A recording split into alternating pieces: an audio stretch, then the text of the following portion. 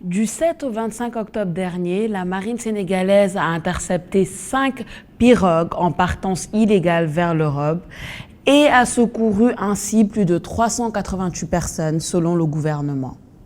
On s'interroge beaucoup sur les raisons de la recrudescence de l'immigration clandestine actuellement, mais ce qui est sûr, c'est que le Sénégal subit les conséquences de la pandémie Covid-19.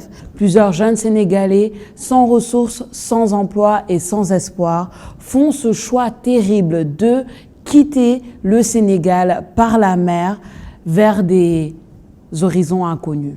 Mais est-ce vraiment un choix? On s'interroge également sur les solutions à ce désastre et ce fléau. Chers téléspectateurs, bienvenue dans Idées, votre émission où nous menons des débats de fond sous la bonne forme. Je suis en compagnie de deux invités de taille qui vont nous aider à parler de ce sujet de l'immigration clandestine. Tout de suite pour les présentations, Monsieur Khadim Bamba Diagne. Bonjour Monsieur Diagne, comment allez-vous? Bonjour Sophia. Merci d'être sur le plateau aujourd'hui. C'est moi qui vous remercie. Alors vous êtes à la base économiste, vous êtes aussi professeur, enseignant, chercheur, écrivain, directeur du laboratoire d'analyse de recherche économique et sociale de l'UCAD. C'est bien ça? Oui, le laboratoire de recherche économique et monétaire. Et monétaire aussi. Quoi dire d'autre sur vous, Monsieur Diagne? Je suis un Sénégalais, un jeune Sénégalais aussi qui observe la situation économique de notre pays, la situation aussi sociale. Parce que nous sommes un pays en développement et donc le rôle des esprits compétents est aussi de réfléchir sur la situation économique, politique et sociale. Alors donc je me suis focalisé sur ça parce que on dit que l'Afrique est l'avenir, mais parfois on oublie de dire que ce sont les Africains qui doivent être l'avenir, mais pas l'Afrique. Merci, on va aller un peu plus loin dans le sujet avec vous, en compagnie aussi de Monsieur Alioune Badara Sarr. Monsieur Sarr, comment ça va? Bien, merci et vous? Ça va très bien. Merci d'être là aussi. Monsieur Sarr, vous êtes vice-président et chargé de la communication de l'Observatoire national de la jeunesse. Exact. Quoi d'autre? Écoutez, je suis un jeune Sénégalais, jeune acteur de développement, qui est aujourd'hui soucieux de l'avenir et du devenir de notre chère nation, qui nous appartient à tous. Donc je suis dans tout ce qui est association de jeunes, développement, surtout aussi en milieu rural. Donc en gros, je suis un jeune Sénégalais qui essaie quand même de contribuer au développement de ce pays. Et je fais partie de ceux qui croient aujourd'hui que ce pays ne peut pas se faire sans nous. Et c'est à nous aujourd'hui de relever le défi. C'est à nous aujourd'hui d'être cette génération qui devrait accepter de se sacrifier pour les générations futures pour changer les choses. Tout à fait, tout à fait. Ben écoutez, je vais peut-être vous laisser la parole pour la première question. Oui. On va rentrer directement dans le vif du sujet. On parle de la recrudescence de l'immigration clandestine actuellement au Sénégal depuis plus d'un mois. Est-ce que vous pensez que la pandémie qu'on a connue cette année, en 2020, a son effet sur cela? Est-ce que c'est une des raisons pour lesquelles les jeunes ont décidé de recommencer, en tout cas d'une manière très exhaustive, à prendre les pirogues pour l'Espagne? Merci beaucoup, Sophia. En ce qui concerne l'immigration, tout d'abord, j'aimerais présenter mes condoléances à toutes ces familles qui ont perdu leur fils en essayant de rallier l'Europe pour la recherche peut-être de la richesse. Bon, la pandémie, il n'en demeure pas moins vrai que la pandémie du Covid ou de la Covid-19 a eu ses effets dans plusieurs secteurs, surtout sur le secteur de l'économie. C'est une pandémie aujourd'hui qui a anéanti l'économie de plusieurs pays, même les pays qui font partie aujourd'hui des grandes puissances. Donc nous ne pouvons pas être en reste. Vous savez, l'immigration clandestine au Sénégal date de très longtemps. Ça a commencé en 2005. Et d'année en année, nous observons ce fléau qui vraiment est en train de créer beaucoup de soucis à ce pays-là. Mais de toute façon, le Sénégal aujourd'hui ne pouvait pas être en reste parce que nous ne sommes pas assez puissants. Maintenant, si les jeunes aujourd'hui tentent de rallier vers l'Europe, on doit se poser la question à savoir, pourquoi vont-ils? Qui vont-ils? Qu'est-ce qu'ils recherchent réellement? Vous savez, j'ai écouté quelques interventions de personnes qui ont essayé de rallier l'Europe. J'ai écouté quelqu'un qui a fermé son magasin pour payer son ticket. J'ai écouté quelqu'un qui a même eu un financement de l'ADER, qui a utilisé cet argent pour rallier l'Europe. Donc moi, je ne peux pas croire aujourd'hui, parce que si on veut faire le lien entre la pandémie et l'immigration, ça voudrait forcément dire que c'est les conséquences économiques. Mais quelqu'un aujourd'hui qui est bien dans ce qu'il fait, qui gagne sa vie et qui tente de rallier l'Europe, on doit creuser nos recherches pour voir quelles sont ses réelles intentions. Parce que Tout à fait. je crois que peut-être on aura l'occasion tout à l'heure d'en débattre sur les Bien réelles sûr. causes, mais je ne crois pas. Je ne Vous crois ne pas. pensez pas. On va creuser, comme vous le dites, parce que c'est vrai qu'il y a des personnes qui ferment boutiques, c'est-à-dire déjà qu'à la base, qu'il y avait une boutique pour aller en Europe. On va creuser pour voir qu'est-ce qui se passe même mentalement à ce niveau-là. Juste peut-être poser la question aussi à Monsieur Diagne. Est-ce que vous pensez que le lien est faisable ou est-ce que vous partagez l'avis de Monsieur Sarr par rapport à la pandémie et à la recrudescence de l'immigration clandestine? Alors, faire le lien est fondamental parce que au Sénégal, on connaissait l'immigration clandestine, mais depuis 2012, quand même, c'est un phénomène qui s'est beaucoup plus amoindri. Mais à partir de 2020, l'explosion de l'immigration clandestine, la cause principale, c'est le rester chez vous. Il n'y a pas de trois raisons parce que nous sommes un pays en développement. Un pays en développement, c'est un pays qui, en fait, n'a pas assez de ressources pour prendre en charge ses dépenses. Naturellement, le Sénégal ne gagne pas assez d'argent pour financer son budget pendant un an. Donc, chaque année, on finance notre budget entre 9 et 10 mois. On emprunte pour compléter. Alors, si ce pays-là décide de rester chez lui pendant 3 mois, 4 mois, l'impact va être terrible. En plus, sur les 10 millions de personnes actives au Sénégal, il y a 400 000 salariés, 150 000 privés, 250 000 publics. Non, 150 000 publics, 250 000 privés. Alors, les 9 600 000 sont des gens qui tirent en fait leur revenu sur l'activité économique. Alors, le secteur informel, comme on aime bien l'appeler. Maintenant, si tu décides d'arrêter l'activité, tu arrêtes les ressources de ces 9 600 000. En plus, moi, en tant que fonctionnaire, en tant qu'universitaire, l'État me paye mon salaire. En me disant, restez chez vous, je reste chez moi, l'État me paye mon salaire. Je n'ai aucun problème. Mais les 9 600 000 qui les payent, personne. Si l'État décidait, par exemple, au mois d'avril-mai, de ne pas payer de salaire, vous allez entendre les 150 000 personnes. Mais les 9 600 000 personnes, mais personne n'a mis en place des mesures, des politiques pour les prendre en charge. Vous fermez l'université Cheikh Anta Diop. Vous voyez, à côté de l'université, il y a beaucoup de jeunes qui vendent des habits, des fascicules, je dis n'importe quoi, mais presque des stylos et tout. Vous fermez l'université, qu'est-ce qu'ils vont faire? Ils vont rester chez eux, mais sans ressources. Mais ils ont des familles.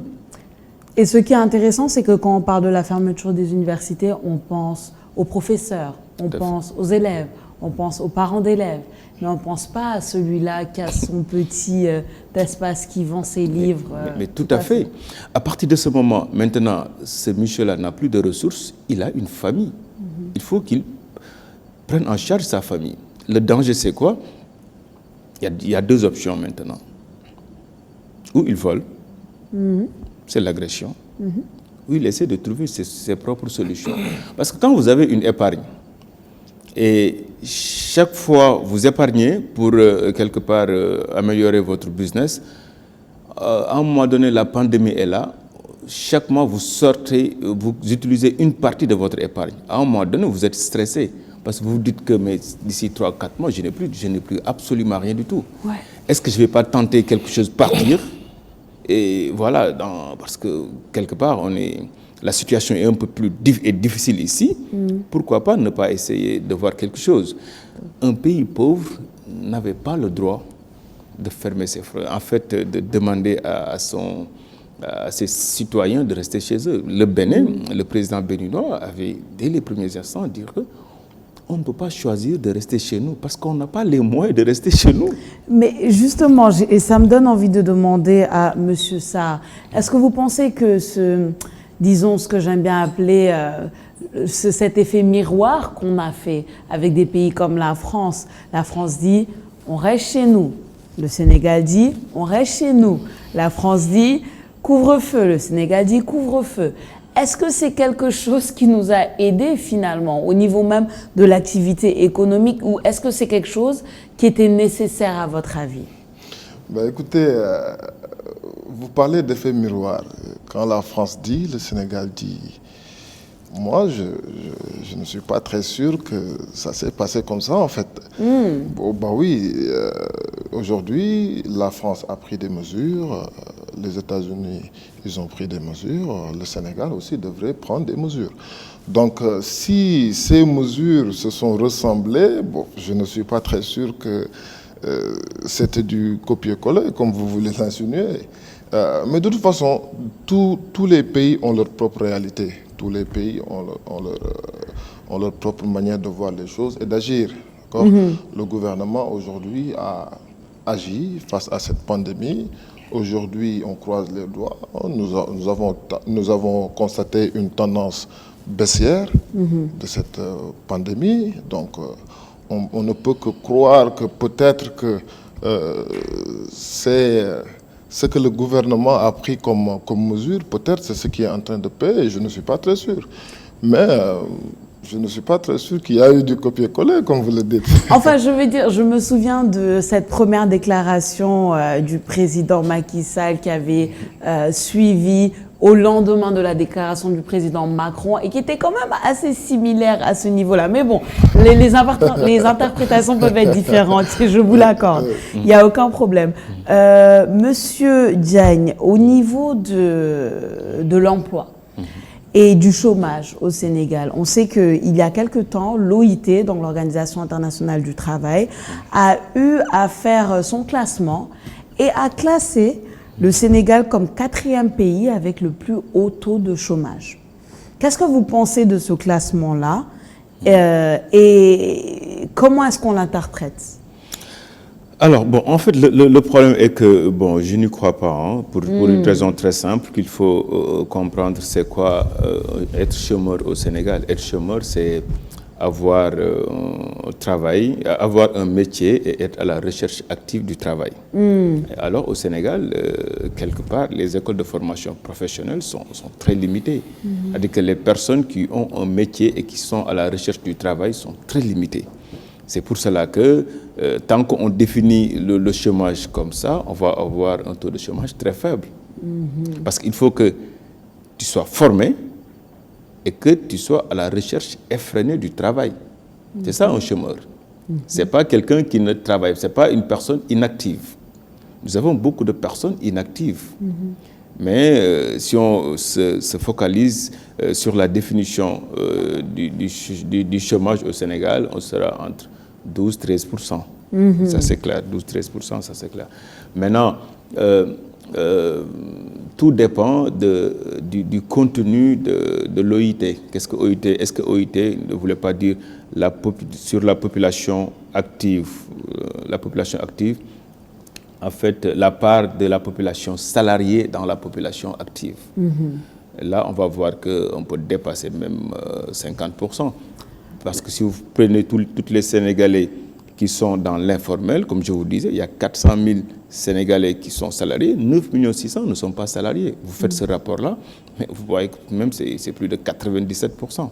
Ouais, c'est intéressant et vous avez raison au niveau de la définition de c'est quoi un chômeur et du chômage même, ça change beaucoup les choses. À votre avis, Monsieur Sarr, déjà, est-ce que vous êtes comme Monsieur Diagne, vous ne croyez pas aux chiffres de l'OIT? Est-ce que vous êtes d'accord? Comment vous l'interprétez? Vous savez, moi, mon premier réflexe, lorsque j'ai lu ça dans la presse, je me suis amusé à en faire un tour sur le site officiel de l'OIT.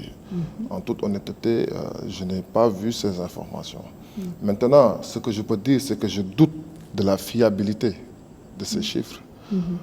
Et j'aimerais, et si aujourd'hui ces chiffres s'avèrent, j'aimerais comprendre quels étaient les critères de l'OIT pour définir, pour dire que le Sénégal est le 4e pays avec le plus haut taux de chômage. Moi, je n'y crois absolument pas. Maintenant, ça dépend ça, c'est mon avis personnel. Bien sûr. Je ne dis pas que c'est faux. Mais ça, vous demandez à comprendre. Maintenant, d'ailleurs, je vais continuer mes recherches par rapport à ça. Mais la bonne lecture aujourd'hui serait que il faut qu'on soit d'accord qu'aujourd'hui, nous sommes dans un pays touché par le chômage. On est d'accord. Les plus grandes puissances de ce pays, il y a des chômeurs. Aux États-Unis, il y en a en France, partout, en Afrique. Mais pour le cas particulier du Sénégal, je pense qu'il faut souvent qu'on essaie de tenir un langage de vérité et qu'on puisse dire la vérité telle qu'elle est. Au Sénégal, souvent, nous voyons que les jeunes ou certains jeunes refusent certains métiers que d'autres pays qui sont dans la sous-région, leurs jeunes viennent faire au Sénégal. Ça, c'est un fait. C'est la réalité. Et je n'invente absolument rien du tout. Faites un tour. Il y a des métiers d'ailleurs qui sont catalogués à certains pays. Et ça, il faut qu'aujourd'hui, que nous jeunes, nous comprenions que, je l'ai dit tantôt, que ce pays ne peut pas se faire sans nous. Et que nous devons aider aujourd'hui nos autorités dans ce problème qui est un problème partout, le problème de chômage. Nous devons tous mettre la main à la pâte. Essayer de ne pas sous-estimer certains métiers, essayer de vraiment de tout faire pour que, parce qu'aujourd'hui il y a l'auto-emploi, il y a l'entrepreneuriat, on va en parler tout à l'heure. Oui. On doit faire des efforts pour régler définitivement ce problème. Et il ne faut aussi pas que l'on attende tout de l'État. Parce que faut pas que... Je pense que... C'est ça. Et en fait, vous rentrez directement dans la dynamique de ma prochaine question. Oui. C'est pour ça que j'aimerais qu'on continue dans cette lancée-là, parce que déjà, je pense que on peut s'accorder tous qu'il y a un problème de ressources et un problème de chômage, peu importe le classement de l'OIT ici au Sénégal. On est d'accord avec ça. Maintenant, à ce niveau-là, ma question, ce serait où se situe justement la responsabilité de l'État en termes de création d'emplois, où est-ce qu'elle commence et où est-ce qu'elle arrête?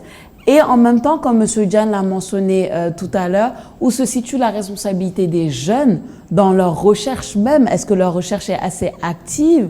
Est-ce que ces jeunes-là acceptent de commencer au bas de l'échelle pour ensuite aller en haut?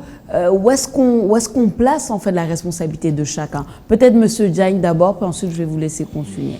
Alors, en fait, ce qui est important, c'est que ce que Sarr dit, vous allez en Guinée-Conakry, je ne sais pas, est-ce que vous avez suivi le président Alpha Condé, il attaquait les Guinéens en disant que seuls les Sénégalais travaillent.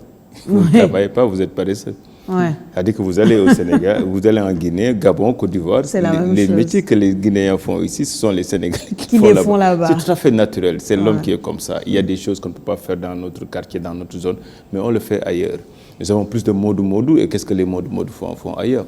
Parce que simplement, c'est l'homme qui est comme ça. Vous ne pouvez pas grandir. Nous avons aussi des pesanteurs sociaux. Vous ne pouvez pas grandir dans un quartier et faire certains métiers dans ce quartier-là. Mais vous pouvez le faire ailleurs. C'est pour cela que la migration, c'est quelque chose de naturel, de compréhensible. Et quand Alpha Condé insultait les Guinéens, je faisais cours à l'université, dans une université guinéenne. Je disais aux étudiants que mais chez nous, c'est les Guinéens qui font ces travaux-là. Tout à fait. Les Guinéens ne sont pas paresseux. C'est que naturellement, l'homme préfère aller quelque part pour faire le travail qu'il refuse de faire ici. C'est l'homme qui est comme ça. Ce n'est pas seulement les Sénégalais. Dans le monde, c'est pour cela que l'émigration, c'est un phénomène naturel que nous devons accepter. Mais le grand problème que nous avons, c'est que en 2020, avec la crise, c'est le rêve, c'est l'espoir. Le grand problème, c'est que les jeunes n'ont plus d'espoir. C'est que le travail que les hommes politiques ou les dirigeants doivent faire, c'est redonner encore des couleurs à cette jeunesse-là qui est à la recherche de l'emploi. Parce que certains pensent que pour réussir au Sénégal, en étant jeune, si vous ne faites pas la politique, vous n'avez aucune chance de s'en sortir. Ouais. Et maintenant, nous avons quelque part des hommes qui font la politique aussi, qui peuvent s'enrichir rapidement. Et à un moment donné, cela peut avoir un effet négatif sur certains jeunes qui pensent qu'ils ne font pas la politique, ils n'ont pas de connexion, ils ne peuvent pas être pistonnés. Le seul issue qui se présente en eux, c'est l'immigration clandestine. C'est qu'il y a des changements en profondeur dans nos politiques de jeunesse. Parce qu'au Sénégal, nous avons un ministère de la jeunesse qui n'a rien à voir avec une politique de jeunesse. C'est deux choses différentes. Parce qu'une politique de jeunesse, c'est quoi? C'est permettre aux jeunes d'avoir en fait une carrière, une évolution. Exact. Vous êtes jeune, vous faites des études, ou bien vous êtes jeune, vous êtes menuisier, vous êtes jeune, vous êtes mécanicien, mais même votre patron. On a fait un article sur la crise, sur sauver l'économie informelle. Vous voyez un jeune qui te dit que son patron, qui a 30 ans, 40 ans de métier, mais, excusez-moi, je vais utiliser son terme, il mange du Mourog Ndambé. Ouais. Maintenant, il se voit, dans 30 ans, il sera comme son patron. Aucune perspective. Et donc, mais il va essayer de chercher ailleurs. C'est tout à fait normal. C'est-à-dire qu'au lieu que nous développons, nous organisons, nous aidons les métiers que nous avons pour permettre aux jeunes de rêver, de garder espoir que demain, ils seront comme des Bougane Gueye, comme des Serigne Mboup, comme des... C'est possible. Maintenant, en fait, ils ne voient que des gens qui ont échoué devant eux. Ouais. Et donc, allez-y dans tous les ateliers de menuisiers, mécaniciens, chefs de garage. Ils voient le patron comme quelqu'un qui n'a pas réussi. Mais ces jeunes-là ne peuvent pas continuer à être apprentis mécaniciens. Pourquoi la politique de jeunesse, c'est quoi? C'est que nous sommes un pays en développement où 60% des Sénégalais se trouvent dans le secteur primaire. Et le secteur primaire, c'est là où on produit les biens qui ont besoin d'une transformation. Parce que ce qu'on oublie souvent de dire, c'est que le travail existe entre le secteur primaire, c'est-à-dire l'agriculture, l'élevage, la pêche, et sa transformation, le secteur secondaire. C'est l'entreprise qui crée du travail. Si on crée ITV, il y a des employés, il y a des travailleurs, des monteurs, des preneurs de son, des bonnes... Et tu crées un travail, tu crées un écosystème aussi dans la zone. Maintenant, si tu ne crées pas ITV, mais il y a des gens qui vont chômer. Bien sûr. Maintenant, la politique de jeunesse, ce n'est pas de créer un ministère seulement de la jeunesse, c'est de dire qu'à l'État, il y a des jeunes pêcheurs. Si vous donnez des contrats à certains bateaux qui vont amasser tout l'océan, ces jeunes-là n'auront plus de travail. Et un pêcheur, bon, je suis le bon, je défends un tout petit peu mes parents pêcheurs. Maintenant, ce pêcheur-là, qu'est-ce qu'il va faire? Ce qu'il sait, c'est sa pirogue, c'est l'océan. Il n'y a plus de poissons. Il va essayer de chercher ses perspectives ailleurs. C'est-à-dire qu'on ne lui a pas protégé en lui disant qu'on va vous laisser exploiter les poissons, transformer les poissons. S'il y a des gens qui veulent des poissons, que ces gens-là puissent, dans leur chaîne de valeur, vendre ces poissons-là à ces gens-là. Si, dans le domaine de l'agriculture, on produit de l'arachide, Sophia, on vend le kilo de l'arachide à 250-300 francs aux Chinois. Vous allez dans les grandes surfaces, les Chinois nous vendent des petits paquets céréales à 1500, 2500, 500 grammes. C'est de l'arachide. C'est-à-dire que le travail, c'est dans la transformation de cet arachide-là en céréales. Et c'est d'ailleurs le bas qui blesse souvent en Afrique, hein, on le sait, avec nos matières premières qui nous sont prises et ensuite revendues à des prix exorbitants. Donc c'est une très bonne analyse. Monsieur Sarr, est-ce que vous partagez cette vision-là et juste revenir un peu sur le partage des responsabilités entre l'État au niveau de la création de l'emploi et les jeunes qui doivent aller rechercher l'emploi? Oui, moi, en ma qualité de membre de l'Observatoire national de la jeunesse, je pense que les responsabilités sont partagées. D'une part, les jeunes d'aujourd'hui, la jeunesse, cette jeunesse dont je fais partie, je suis jeune, hein, n'est-ce pas? On l'est tous. Alors aujourd'hui, l'État a mis en place des programmes, des structures, des agences pour œuvrer sur le problème de l'emploi, pour travailler, pour régler ce problème de création d'emplois. Aujourd'hui, est-ce que les jeunes qui tentent de rallier l'Europe savent qu'il y a un programme aujourd'hui qui s'appelle le PRODAC, Programme des domaines agricoles communautaires. Un programme aujourd'hui qui tire sa pertinence sur le fait que toutes ces activités de production, de transformation, de commercialisation sont concentrées dans un même périmètre. Un programme aujourd'hui qui est en train de créer de véritables zones de compétitivité économique.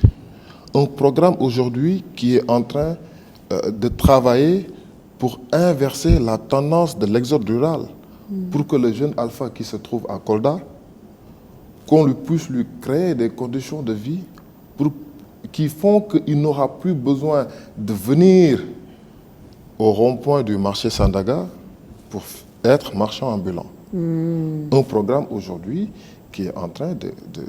Est-ce que les jeunes aujourd'hui sont au courant de ça? Est-ce que les jeunes sont au courant qu'il y a aujourd'hui un programme qui s'appelle ADPMA?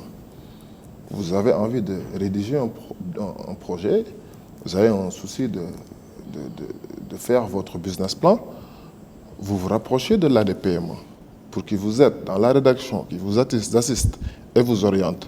Est-ce que les jeunes aujourd'hui sont au courant qu'il y a un programme qui s'appelle la DER, Délégation pour l'entrepreneuriat rapide, qui est en train aujourd'hui de financer les jeunes? C'est efficace ou pas, c'est un autre débat. Mais ça fait partie aujourd'hui de la politique du président de la République pour régler le problème de l'emploi. D'une part. D'autre part, l'État, vous savez, l'État n'a pas vocation de créer des emplois. Il faut avoir le courage de le dire. L'État, il crée les conditions nécessaires à la création d'emplois.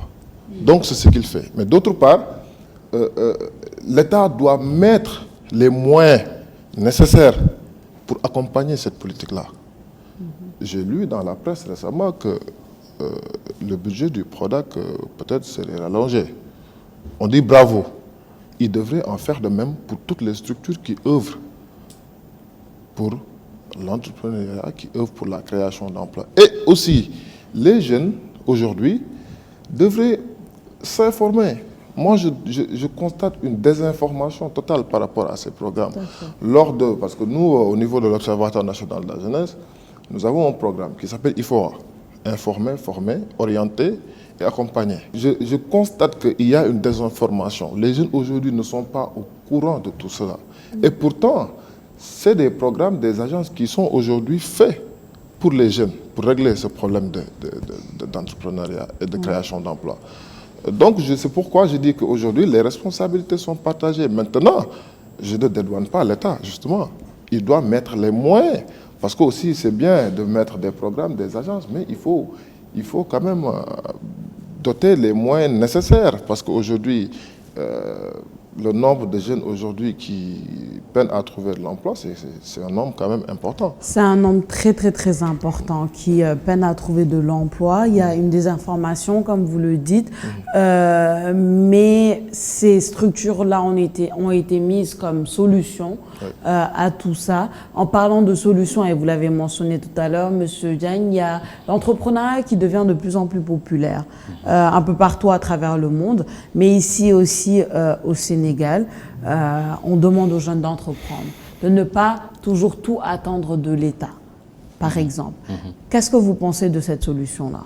Alors, il appartient à l'État de mettre en place un environnement des affaires propice. Vous savez qu'il y a des jeunes qui essaient de mettre en place quelque chose, mais il y a quelque chose qu'on doit enlever dans la tête des jeunes, et ça, c'est les hommes politiques qui peuvent nous aider à enlever ça.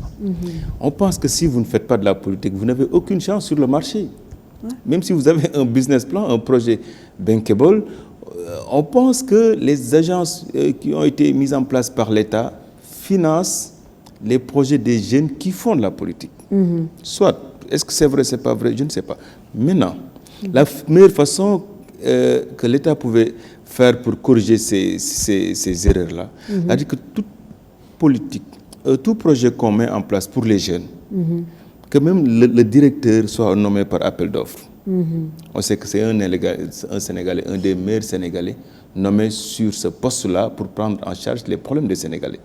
Mais du moment que la nomination est politique, parce que j'ai écrit un livre sur la politique, sur comment votent les Sénégalais, parce que quand on choisit même un ministre, un député ou bien un directeur, pour lui, il faut qu'il rende service à ses militants pour gagner. Parce que plus il gagne, plus il a encore des responsabilités. Ouais. Et le danger, c'est ça. C'est-à-dire que je ne sais pas qu'est-ce que ça coûte à l'État de dire que tous les programmes qui ont été mis en place pour les jeunes, tous les directeurs seront nommés par appel d'offres. On prend les meilleurs Sénégalais qui vont travailler pour le Sénégal. Parce que c'est l'environnement des affaires qui pose problème. Moi, je peux être... Je mets en place un business plan, un projet bankable, mais si je suis dans un autre parti, est-ce qu'il est intéressant que, par exemple, une structure créée par l'État, dirigée par un homme politique, m'aide à s'en sortir? Et pour moi, c'est ces questions-là qu'on doit corriger. Parce que l'environnement des affaires justifie le fait que tout jeune Sénégalais puisse mettre en place son business au Sénégal et s'en sortir. Et parce que quand un jeune prend le risque de prendre le bateau, ça veut dire qu'il veut travailler. Ça veut dire que, mais il a la gnaque, il veut s'en sortir. Mais qu'est-ce qu'on lui a donné dans ce pays-là? Dans sa tête, il pense que s'il ne fait pas la politique, s'il n'a pas fait des études supérieures pour travailler dans l'administration, il n'a aucune chance. C'est cet espoir-là que je demande, moi. Il faut que l'homme politique aide ces jeunes-là à avoir encore de l'espoir. Le président en place en 2012 a tellement compris qu'il avait appelé son parti APR Yakar. Parce qu'il savait que le Yakar n'est plus. Et c'est ça maintenant qui manque jusqu'à présent. Parce que une fois que... C'est vrai que les projets mis en place par l'État du Sénégal peuvent être intéressants, mais non, aujourd'hui, est-ce que vous savez que si vous avez 20 ans, tu es vieux, hein? Oui, bien sûr. Parce que 50% des Sénégalais ont moins de 16 ans. 50%. Une population très très jeune au Sénégal. Très jeune. Très jeune, ouais. Et la politique de jeunesse n'est rien d'autre que la transformation. C'est l'industrie, c'est l'entreprise, c'est la transformation. Maintenant, si nos États même prennent plaisir à laisser nos produits primaires exporter et à la main gauche importent des produits finis, si j'importe un iPhone par exemple, mais je n'ajoute absolument rien à cet iPhone-là. Mais si j'exporte de l'arachide, les Chinois décortiquent l'arachide, transforment l'arachide, après viennent nous distribuer encore cet arachide-là. Parce que la transformation, c'est ce qui crée de l'emploi. On ne peut pas créer des emplois sans industrie. C'est ces industries légères qu'on doit mettre en place dans tous les secteurs, dans toutes les activités, pour permettre aux jeunes de savoir que j'ai fait mon arachide, il y a une entreprise là-bas qui m'attend pour acheter l'arachide et sa transformation, une autre entreprise qui va distribuer l'arachide, une autre qui va le commercialiser, une autre qui va l'exporter. Vous voyez la chaîne de valeur que tu vas créer pour l'arachide. Et c'est ça qui crée du travail. Maintenant, si parfois nos États aident même nos paysans à vendre l'arachide aux Chinois, mais on a vendu du travail aux Chinois. C'est-à-dire que nous sommes un pays qui passe tout son temps à vendre du travail. Et donc, si vous vendez les poissons qu'on devait transformer ici aux Européens, ne vous posez pas la question pourquoi les jeunes prennent les pirogues pour aller là-bas. Parce que qu'est-ce qu'ils vont faire là-bas? Ils vont essayer de travailler sur le poisson. Intéressante analyse, monsieur Diagne. Je suis sûre que monsieur Sarr va rebondir surtout sur l'entrepreneuriat parce que je sais que c'est quelque chose qui vous tient beaucoup à cœur. Oui. D'abord, il faut revenir un tout petit peu en arrière. Est-ce qu'aujourd'hui, nous avons un environnement qui favorise l'entrepreneuriat? Peut-être pas. Et sur ce point, j'accuse le système éducatif. Vous savez, moi je crois que au niveau du système éducatif, au niveau des écoles primaires, on devrait avoir des modules qui vont s'appeler entrepreneuriat, pour qu'on nous prépare à bas âge. Parce qu'aujourd'hui, nous avons été façonnés Nous avons été préparés pour la bureaucratie, qui est en train de montrer ses limites. Donc je crois que l'entrepreneuriat aujourd'hui, c'est un problème de culture. Il faut d'abord cultiver cette manière déjà de réfléchir. Il faut préparer à cet enfant que pour réussir, il ne faut pas toujours compter sur la bureaucratie. Le préparer à bas âge. Ça, maintenant, j'aimerais rebondir sur ce que vient de dire tout à l'heure M. Diagne. Lorsqu'il disait qu'aujourd'hui, les programmes et agences, peut-être que si tu ne fais pas de la politique, moi, je trouve qu'aujourd'hui, la politique de l'emploi mise par le chef de l'État, parce que vous savez, on doit comprendre que le chef de l'État, il n'y a personne qui aimerait voir cette jeunesse réussir que lui. Ces dirigeants de structures, ces coordonnateurs, ces directeurs d'agences pour les jeunes, ils ont envie de voir cette jeunesse réussir. Donc je ne crois pas qu'ils puissent faire du discernement. En tout cas, moi, c'est mon constat personnel. Je ne crois pas qu'ils puissent faire ça. Mais est-ce que vous pourriez peut-être, pas que ça vient forcément de là, mais que la vision générale de l'autre côté, c'est que si je ne fais pas de la politique, je ne peux pas atteindre certains niveaux. D'où est-ce que ça vient, cette vision-là? Bon, pour rebondir à ça, il faut d'abord que les jeunes aujourd'hui comprennent une chose. Notre rendez-vous avec l'avenir n'est pas politique. Il est économique. C'est bien de faire la politique. Je n'ai rien contre les politiques. Au contraire, ça me passionne. Mais les jeunes aujourd'hui devraient comprendre que pour bâtir un pays, il ne faut juste pas que de la politique. Moi, souvent, je regarde certains débats à la télé de jeunes. Parce que quand on dit jeunes, c'est les jeunes aujourd'hui qui doivent, dans un futur proche, gérer ce pays-là. Mais aujourd'hui, on constate que les jeunes d'aujourd'hui sont très politiques. Ceux qui sont du côté du pouvoir défendent tout ce que fait le pouvoir. Ceux qui sont du côté de l'opposition critiquent tout ce que fait le pouvoir. En ayant la réflexion que ce régime sorte et que notre leader arrive. Il faut que les jeunes apprennent aujourd'hui à faire des lectures objectives. Quand vous trouvez aujourd'hui que ça, c'est un programme qui marche, mais il faut l'encourager. Il faut l'encourager parce que c'est ce que cette politique de l'emploi qu'a mise en place le chef de l'État, mais ce n'est pas pour lui, ce n'est pas pour des Maliens ni des Nigériens, c'est pour nous les Sénégalais. Il faut aussi qu'on se départisse de cette culture de Nawach, Samawadi, qu'on puisse dire la vérité et que aussi, comme j'ai dit tantôt, qu'on puisse beaucoup s'activer sur le développement, rentrer dans les organisations jeunes de développement, essayer de trouver des moyens, réfléchir et proposer des solutions. Juste pas pour critiquer. Moi, je peux entendre une série de critiques sans solution. Et ça ne fait pas avancer le pays. Nous, dans le cadre de l'Observatoire national, en tout cas, nous faisons des séances de réflexion. À la fin de ces séances, nous proposons des solutions et que nous soumettons à qui de droit. Et je pense que c'est cet esprit-là que nous devons avoir.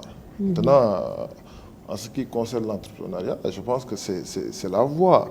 Maintenant, c'est à l'État aujourd'hui de créer les conditions pour que cet entrepreneuriat-là puisse... Parce que aussi, nous sommes dans un environnement où il est extrêmement difficile d'entreprendre. Oui, parce que déjà, pour trouver un financement, souvent c'est compliqué.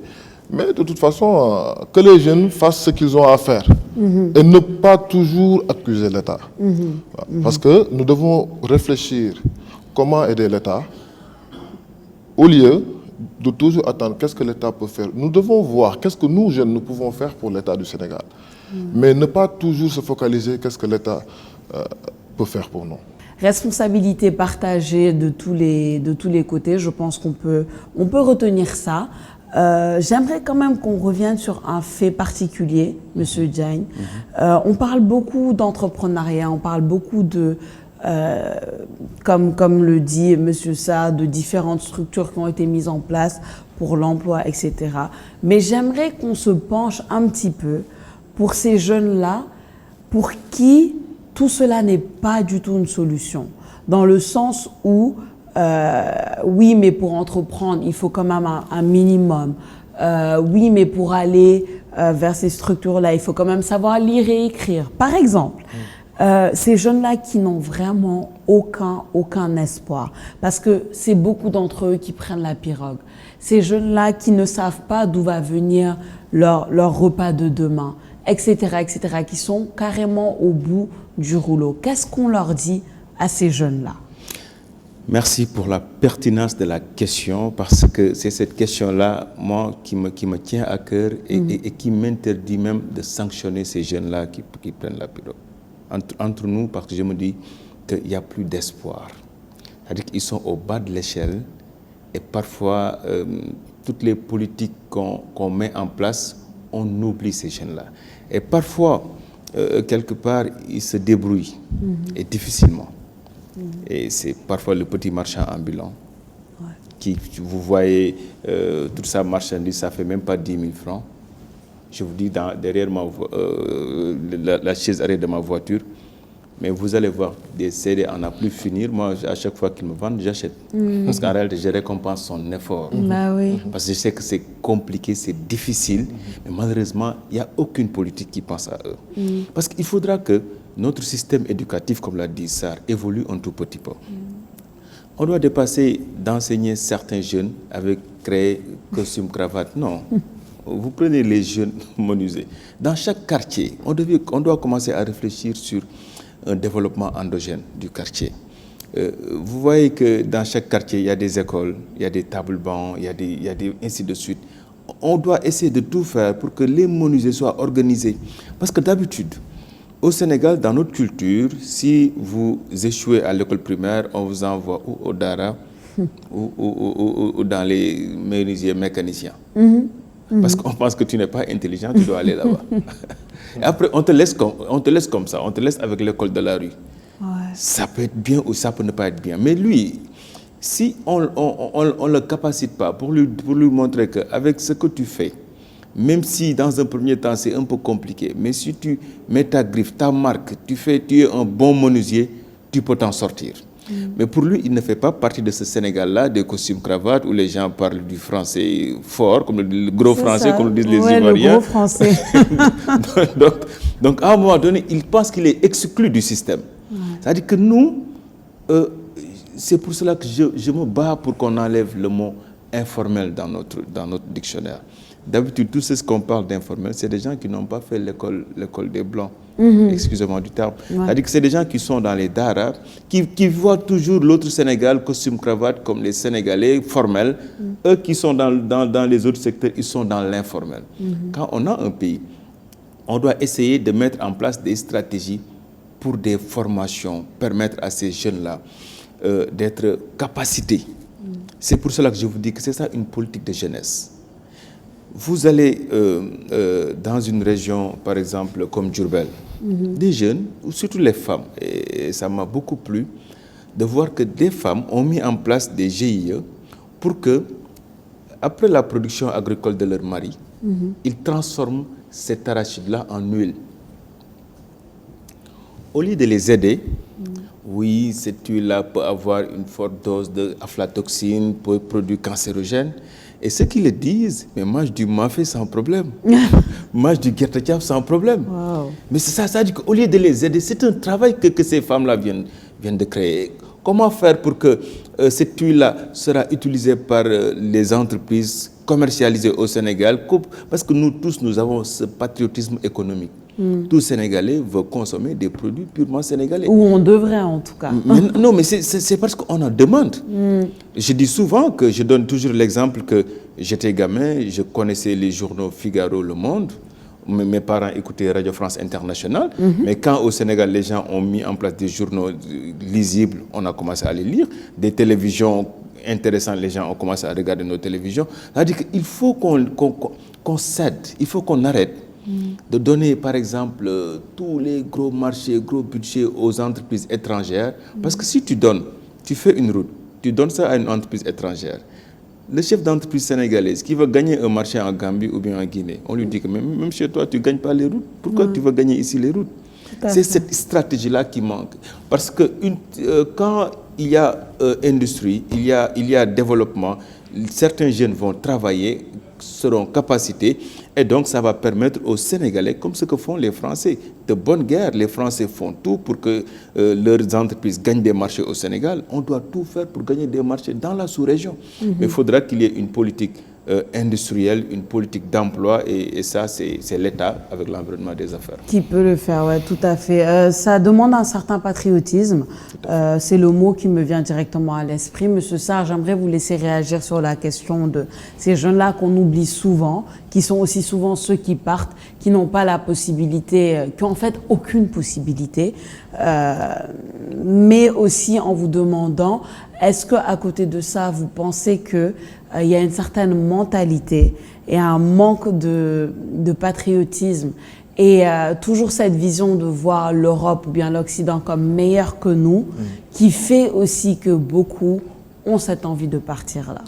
Vous avez parlé de mentalité. Vous savez, nous, aujourd'hui, nous sommes un tout petit peu sanctionnés par cette aliénation culturelle qui nous fait croire que pour réussir, il faut rejoindre l'Europe. Ouais. Moi, je demande à ces jeunes-là d'être armés de patience. Je comprends leur désespoir, je comprends les difficultés qu'ils vivent, mais il faut aussi éduquer les enfants, les jeunes, sur le patriotisme. Il l'a dit tout à l'heure. Je l'ai dit au début de l'émission. Ce pays ne peut pas se faire sans nous. Nous sommes en train de contribuer aux économies d'autres pays occidentaux. Parce que lorsque nous partons en Europe, nous travaillons pour l'Europe, nous sommes en train de participer à l'économie européenne. Allez-y aujourd'hui au Maroc. Aujourd'hui, voici un royaume qui s'est fait, mais en très peu d'années, par les Marocains. Aujourd'hui, il faut qu'on commence à croire que c'est à nous aujourd'hui de rester dans ce pays-là et être patient. Parce qu'aujourd'hui, qu'est-ce qui fait que le jeune a envie de partir? Vous vivez dans un quartier, alors il y a votre voisin, il est parti en Europe, il est revenu, maintenant il a une belle voiture, il a une très belle femme, il commence à avoir de l'argent maintenant. Mais nous, ça fait qu'aujourd'hui, moi, le jeune qui le regarde, je crois que pour être comme lui, il faut partir. Et je vais te donner un petit exemple. Il m'est arrivé de rendre visite à ma sœur qui vit à Milan. Ça a coïncidé avec le Grand Magal de Touba. Donc, j'ai rencontré plusieurs Sénégalais qui sont là-bas. Lorsque j'ai discuté avec l'un, mais il m'a dit que, tu sais, mon frère, si j'avais aujourd'hui un billet d'avion retour vers le Sénégal, je ne passerai pas la nuit ici. Donc c'est pour dire à ces jeunes-là que émigrer n'est pas forcément réussir. On peut partir, mais là-bas aussi les conditions sont extrêmement difficiles. Nous devons rester dans ce pays-là et croire que c'est à nous de le faire. Maintenant, vous avez parlé tout à l'heure des informels. Ouais. Je crois qu'un programme aujourd'hui comme le PRODAC répond à cette question. Le PRODAC aujourd'hui, sa première cible, c'est les informels, c'est ceux qui n'ont pas de qualification. Vous savez, aujourd'hui, nous tous, nous venons du milieu rural. Moi, je suis du Baol. Mes parents mon père est du Baol. Donc aujourd'hui, si j'étais un informel, mais j'allais rentrer chez moi au Baol, essayer de voir qu'est-ce que je peux faire dans l'agriculture. Et le PRODAC aujourd'hui est en train d'aider ces jeunes-là, vu que 60% aujourd'hui de la population sénégalaise est rurale, si je ne me trompe pas. Donc le PRODAC est en train de vraiment répondre à ça. Ouais. Donc bon, il n'y a pas de désespoir. Il n'y a pas de désespoir. Il ne devrait pas y en avoir. Est-ce que vous voulez réagir sur cette mentalité de voir toujours l'extérieur comme l'Eldorado? En fait, c'est que moi, je suis économiste, je suis rationnel. Je préfère être pauvre dans un pays riche que d'être pauvre dans un pays pauvre. C'est comme ça que les gens réfléchissent. Hein. C'est-à-dire qu'il faut que... Mais il y a des Sénégalais en Gambie, au Mali, dans tous les pays. Maintenant, quand tu es pauvre en France, ouais. tu gagnes ce que quelqu'un, soi-disant riche au Sénégal, gagne. C'est ça le problème. Donc, je pense que ce n'est pas un problème, c'est beaucoup plus profond que ça. Il n'y a plus d'espoir à l'intérieur. Il faut qu'on crée l'espoir à l'intérieur. Les gens pensent que vous vous réveillez, vous ne faites rien, mais c'est difficile aussi. On se lève le matin, on ne fait rien. On ne fait rien, on ne peut absolument rien faire de 8h à 18h. Oui, on me dit tu dois faire quelque chose, tu dois faire quoi? Parce que simplement tu as échoué à tes études, il n'y a rien, quoi. On ne t'a rien proposé, il n'y a pas une politique. Parce qu'au Sénégal, tu réussis, tu ne vas plus à l'école, on te laisse. Hein. Tu joues au football, après le football ne marche plus, tu es là. Il n'y a pas une politique pour permettre à quelqu'un, parce que les jeunes doivent faire des erreurs. Nous, on nous disait que quand on est jeune, on n'a pas le droit d'être sérieux. On fait des erreurs et on évolue, on grandit sur les erreurs. Mais au Sénégal, tu fais 1, 2 erreurs, on te laisse. Et à un moment donné, ce jeune-là n'a plus d'espoir. Mais je vous dis, un jeune qui est prêt à sacrifier sa vie pour aller là-bas, ne voyons pas simplement que c'est un problème d'argent, mais c'est qu'il n'a plus d'espoir là où il a quitté. Et il faut vraiment faire tout pour que l'espoir revienne. Est-ce que vous pensez, peut-être ma dernière question, Monsieur Sarr, et ensuite je vais vous laisser réagir en laissant en même temps vos messages de la fin. J'aimerais que ce soit dirigé vers la question sociale. Parce que M. Diagne a parlé du fait que le jeune qui part, ce n'est pas seulement une question d'argent, mais souvent c'est aussi un poids social. Le fait d'être là, de nous représenter ou d'avoir l'impression de ne rien représenter dans la société, d'abord dans sa famille, dans son quartier, dans la société, et faire le choix ou ne pas avoir le choix de partir. Quel message vous lancerez à cette personne-là qui a ce ressenti-là, qui a le ressenti d'avoir échoué aux études, comme le dit M. Diagne, un peu partout, et de ne plus rien représenter et de se dire « je dois partir ». Oui, M. Diagne, il a dit tout à l'heure qu'il préfère rester pauvre dans un pays riche. Moi, je préfère le contraire. Je préfère rester pauvre à côté de mes parents, à côté de ma famille, à côté de ma société, dans ma société. C'est vrai, aujourd'hui, il y a le désespoir. Mais je vais rebondir sur ce que j'ai dit tout à l'heure. Parce que si nous, tous les jeunes, nous avons décidé aujourd'hui, si nous décidons aujourd'hui de tous sortir de ce pays-là, mais qui va rester et qui va faire ce pays? Et nous devons faire ce pays. Parce que ce pays ne nous appartient pas. Ça appartient à nos enfants et futurs enfants qui vont un jour nous demander « Papa, qu'est-ce que vous avez fait pour ce pays-là » On doit faire ce pays-là. C'est une dette. On doit rester. Il ne doit pas y avoir de désespoir. Ah non, ça, je suis contre. Il ne doit pas y avoir de désespoir. Vous êtes pauvre au Sénégal, vous pouvez aller en Europe et rester pauvre là-bas. Ah oui, mais c'est possible. Parce que je vous ai dit tout à l'heure que le voyage ne garantit aucune réussite. Absolument pas. On peut aller en Europe et rester pauvre là-bas. Et pourtant, on peut vraiment s'accrocher. C'est difficile. C'est difficile. Moi, je sais que c'est difficile parce que je vis à Dakar et je connais les réalités sociales. Mais il faut qu'on ait la foi en bandoulière et qu'on puisse comprendre et savoir que c'est à nous de faire ce pays-là. C'est à nous de faire ce pays. C'est à nous aussi d'aider vraiment nos autorités publiques. Bon, je trouve qu'ils sont en train aussi de se débrouiller. Je ne dis pas qu'ils ont réussi. Parce que dans ce pays-là, il faut dire la vérité et avoir le courage de le dire. Il y a des choses qui marchent. Et des choses Il y a des choses qui marchent peu. Tout à fait. Mais il y a aussi des choses qui ne marchent pas.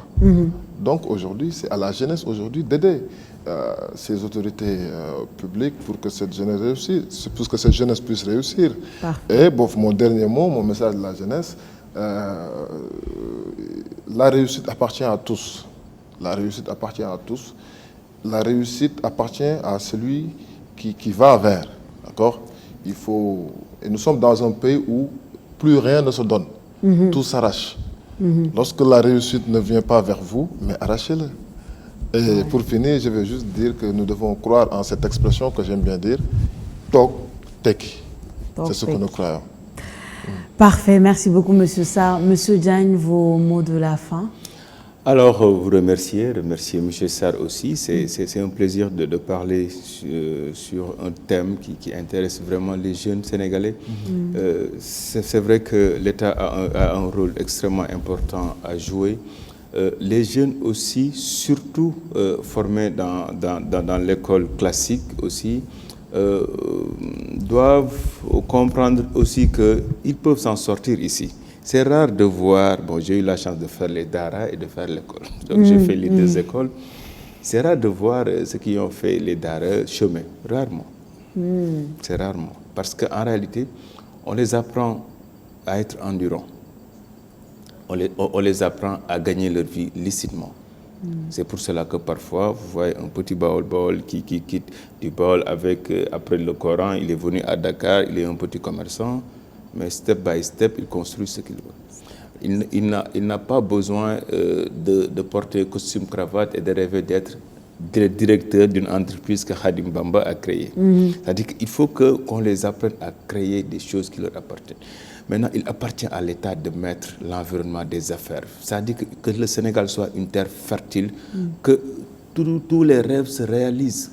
Parce que les Américains ont créé un peuple, parce que l'Amérique est un peuple d'émigrés. Mais l'idée, c'était quoi? On voulait faire une terre où tout est possible. Et les gens se réalisent. Il faudra que le problème que nous avons une administration très politique. Et ce n'est pas bien. Si on rend l'administration encore plus performante, les Sénégalais vont se sentir. Donc, on a choisi les meilleurs d'entre nous et qui vont mettre en place un environnement des affaires propice pour permettre à tous les jeunes de se réaliser. Je pense qu'aujourd'hui, on a besoin que les jeunes, dans leur tête, pensent qu'ils peuvent se réaliser au Sénégal. Au Sénégal. Je vous remercie tous les deux pour ce débat vraiment très intéressant et assez émouvant. On parle d'un sujet qui touche et qui touche notre pays. Donc, merci d'avoir été là.